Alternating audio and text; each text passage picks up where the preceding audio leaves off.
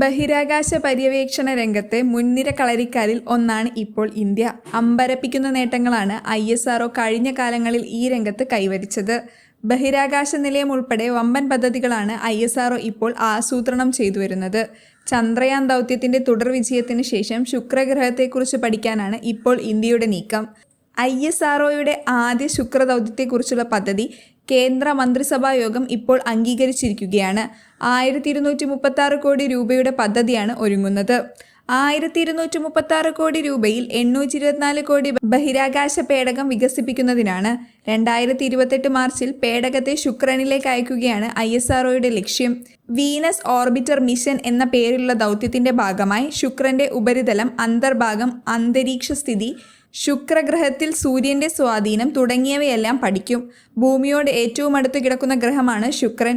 അതുകൊണ്ട് തന്നെ ശുക്രനിൽ ഭൂമിയിലേക്ക് സമാനമായ സ്ഥിതിയുള്ളതായാണ് കരുതപ്പെടുന്നത്. അതേസമയം ഇന്ത്യയുടെ ചന്ദ്രയാൻ 4 ദൗത്യത്തിനായി കേന്ദ്ര സർക്കാർ പച്ചക്കൊടി കാണിച്ചു കഴിഞ്ഞു. പ്രധാനമന്ത്രി നരേന്ദ്രമോദിയുടെ അധ്യക്ഷതയിൽ ചേർന്ന മന്ത്രിസഭാ യോഗത്തിലാണ് ചന്ദ്രയാൻ 4 ദൗത്യം ആരംഭിക്കാൻ അനുമതി ലഭിച്ചത്. ചന്ദ്രയാനിൽ നിന്നും പഠനാവശ്യത്തിനായുള്ള മണ്ണും പാറക്കല്ലും മറ്റ് സാമ്പിളുകളും ശേഖരിക്കാൻ ഉദ്ദേശിച്ചുകൊണ്ടുള്ളതാണ് ചന്ദ്രയാൻ 4 ദൗത്യം. ചന്ദ്രയാൻ 3 ദൗത്യം വലിയ വിജയമായതിന് പിന്നാലെ തന്നെ ചന്ദ്രയാൻ 4 ദൗത്യം ലക്ഷ്യമിടുന്നതായി ISRO അറിയിച്ചിരുന്നു.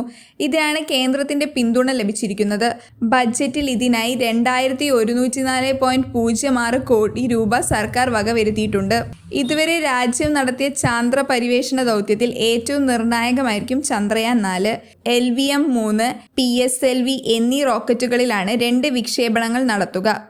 ചന്ദ്രയാൻ 4 പേടകത്തിന്റെ 5 മോഡ്യൂളുകൾ ഉണ്ടാകും. ഓരോന്നിനും വ്യത്യസ്ത ചുമതലയായിരിക്കും. ഇവയെല്ലാം ഒന്നിച്ചായിരിക്കില്ല വിക്ഷേപിക്കുക. LVM-3 റോക്കറ്റിൽ propulsion module, descender module, ascender module എന്നീ 3 ഭാഗങ്ങൾ വിക്ഷേപിക്കും. ട്രാൻസ്ഫർ മൊഡ്യൂൾ, റീ എൻട്രി മൊഡ്യൂളും PSLV റോക്കറ്റിൽ വിക്ഷേപിക്കും. ഇന്ത്യ ആദ്യമായി നിർമ്മിക്കുന്ന ബഹിരാകാശ നിലയമാണ് ഭാരതീയ അന്തരീക്ഷ സ്റ്റേഷൻ. അന്താരാഷ്ട്ര ബഹിരാകാശ നിലയത്തിനും ചൈനയുടെ ടാങ്കോങ് ബഹിരാകാശ നിലയത്തിനും സമാനമായി ബഹിരാകാശത്ത് ഇന്ത്യൻ സഞ്ചാരികളുടെ സ്ഥിര സാന്നിധ്യവും ഗവേഷണ പഠനങ്ങളും ലക്ഷ്യമിട്ടാണ് ഈ ദൗത്യം ആസൂത്രണം ചെയ്യുന്നത്. മനുഷ്യരെ ബഹിരാകാശത്തേക്ക് അയക്കാനുള്ള സാങ്കേതിക വിദ്യ വികസിപ്പിക്കുന്നതിനുള്ള ഗഗൻയാൻ ദൗത്യം ഇതിനു മുന്നോടിയായാണ്. 11,170 കോടി രൂപയാണ് കേന്ദ്ര മന്ത്രിസഭ ഭാരതീയ അന്തരീക്ഷ സ്റ്റേഷൻ നിർമ്മാണത്തിനായി അനുവദിച്ചിരിക്കുന്നത്. ബഹിരാകാശ നിലയത്തിൽ ആദ്യ മോഡൽ 2028 വിക്ഷേപിക്കാനാണ് ലക്ഷ്യമിടുന്നത്. 2035ഓടെ നിലയം പൂർണ്ണമായി നിർമ്മാണം പൂർത്തിയാക്കാനും ഉദ്ദേശിക്കുന്നു. 51.5 ഡിഗ്രി ചെരിവുള്ള ഭ്രമണപഥത്തിലാണ് ഇന്ത്യൻ ബഹിരാകാശ നിലയം സഞ്ചരിക്കുകയെന്ന് ISRO പറയുന്നു. നാസയുടെയും റഷ്യൻ ബഹിരാകാശ ഏജൻസിയായ റോസ്കോമോസിന്റെയും നേതൃത്വത്തിലുള്ള അന്താരാഷ്ട്ര ബഹിരാകാശ നിലയത്തിന്റെ സമാനമായ ഭ്രമണപഥമാണിത്. 51.6 ഡിഗ്രി ചെരിവിലാണ് ISS ഭൂമിയെ ചുറ്റുന്നത്. ഭൂമധ്യരേഖയെ ലംബമാക്കിയെടുത്താണ് ഈ കോൺ അളക്കുന്നത്. ബഹിരാകാശ പേടകങ്ങളുടെ പ്രവർത്തനത്തിന് ഇത് അത്യാവശ്യമാണ്. ഭാവിയിൽ ലോകരാജ്യങ്ങളുമായുള്ള സഹകരണവും ശാസ്ത്രീയ ലക്ഷ്യങ്ങളും മുന്നിൽ കണ്ടാണ് ഇന്ത്യ 51.5 ഭ്രമണപഥം തിരഞ്ഞെടുത്തത്. മാത്രവുമല്ല, മനുഷ്യവാസമുള്ള 90% മേഖലയിലൂടെയും കടന്നുപോവാൻ 51.5 ഡിഗ്രി ഭ്രമണപഥത്തിൽ നിന്ന് സാധിക്കും. ഉയർന്ന കോണിലുള്ള ചെരിവ് ധ്രുവ പ്രദേശങ്ങൾ ഉൾപ്പെടെയുള്ള ഭൗമ നിരീക്ഷണത്തിന് ഉപകരിക്കും. ലോകമെമ്പാടുമുള്ള ഗ്രൗണ്ട് സ്റ്റേഷനുകളുമായി ഉപഗ്രഹങ്ങളുടെ ബന്ധം നിലനിർത്തുന്നതിനും ഇത് സഹായമാണ്. ചൈനയുടെ ടാങ്കോങ് ബഹിരാകാശ നിലയം സഞ്ചരിക്കുന്നത് 42 ഡിഗ്രി ചെരിവിലാണ്. സൗരയൂഥത്തിലെ 2ാമത്തെ ഗ്രഹമായ ശുക്രനെ കുറിച്ച് പഠിക്കുന്നതിനായി ലക്ഷ്യമിട്ട് ISRO ആവിഷ്കരിച്ച പര്യവേഷണം ദൗത്യമാണ് വീനസ് ഓർബിറ്റർ മിഷൻ. ശുക്രയാൻ എന്ന് അനൗദ്യോഗികമായി ഈ ദൗത്യത്തെ വിളിക്കുന്നു. 2017 തന്നെ ഈ ദൗത്യത്തിനു വേണ്ടിയുള്ള പ്രാരംഭ പഠനങ്ങൾ ആരംഭിച്ചിരുന്നു.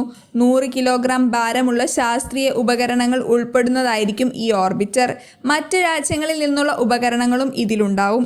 പേര് സൂചിപ്പിക്കും പോലെ വരും തലമുറ ആവശ്യങ്ങളെ മുൻനിർത്തിയാണ് നെക്സ്റ്റ് ജനറേഷൻ ലോഞ്ച് വെഹിക്കിൾ വികസിപ്പിക്കുക. PSLV, GSLV റോക്കറ്റുകൾ ഇനി ഒരു ചിലവ് ചുരുക്കൽ സാധ്യമല്ല. അടുത്ത കാലത്തായി രൂപകൽപ്പന ചെയ്യപ്പെട്ട പല വിക്ഷേപണ വാഹനങ്ങളും ചിലവ് ചുരുക്കലിന് അനുയോജ്യമാണ്. വിവിധ മോഡ്യൂളുകളായുള്ള നിർമ്മാണം, എളുപ്പത്തിൽ നിർമ്മിക്കാനുള്ള സൗകര്യം, ഒപ്പം പുനരുപയോഗിക്കാനുള്ള സൗകര്യം ഇവയെല്ലാം ഏറെ ചെലവ് കുറയുന്ന ഘടകങ്ങളാണ്. ആ ദിശയിലാണ് ISRO പുതിയ തലമുറ വിക്ഷേപണ വാഹനം നിർമ്മിക്കുന്നതിനുള്ള ശ്രമങ്ങൾ നടത്തുന്നത്. നിലവിൽ ISRO ഉപയോഗിക്കുന്ന ശക്തിയേറിയ GSLV Mark 3 റോക്കറ്റിനേക്കാൾ കൂടുതൽ ശേഷി NGLV റോക്കറ്റിനുണ്ടാകും. ജിയോ സ്റ്റേഷൻ ട്രാൻസ്ഫർ ഓർബിറ്റിലേക്ക് 10 ടൺ ഭാരം വഹിക്കാൻ ശേഷിയുള്ള റോക്കറ്റായിരിക്കും പുതിയ NGLV. അതായത് GSLV Mk3യേക്കാൾ 2.5 ടൺ കൂടുതൽ ഭാരം വഹിക്കാൻ പുതിയ വിക്ഷേപണ വാഹനത്തിന് സാധിക്കും. ലിക്വിഡ് ഓക്സിജൻ, മിഥെയ്ൽ അല്ലെങ്കിൽ മണ്ണെണ്ണ, ലിക്വിഡ് ഓക്സിജൻ ഇന്ധനമാക്കിയുള്ള വിക്ഷേപണ വാഹനമായിരിക്കും ഇത്. SpaceX സമാനമായ ആശയവിനിമയ ഉപഗ്രഹം വ്യൂഹം വിന്യസിക്കുന്നതിനും ശൂന്യാകാശത്തെ ബഹുദൂര ദൗത്യങ്ങൾ, ഗഗൻയാൻ പോലെയുള്ള മനുഷ്യയാത്രാ ദൗത്യങ്ങൾ, ചന്ദ്രനിലേക്കും ചൊവ്വയിലേക്കും ഉൾപ്പെടെയുള്ള ഭാവി ദൗത്യങ്ങളുടെ ഭാഗമായി ചരക്കു നീക്കം ഉൾപ്പെടെയുള്ള ആവശ്യങ്ങൾക്കും ഈ ശക്തിയേറിയ വിക്ഷേപണ വാഹനം പ്രയോജനപ്പെടുത്താനാകുമെന്നാണ് ISRO പ്രതീക്ഷിക്കുന്നത്.